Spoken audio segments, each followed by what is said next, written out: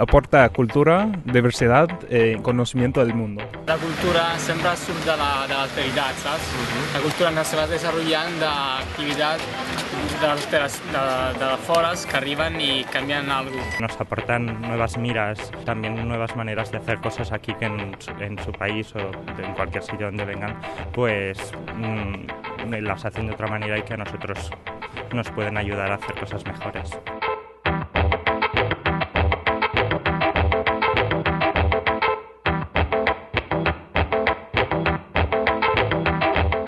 Para que la gente también te pueda, no sé, mostrar cosas diferentes, aprender cosas diferentes, enseñarte cosas diferentes. Al mezclarnos, a juntarnos y eso, cada cual ayuda a mejorar a los otros.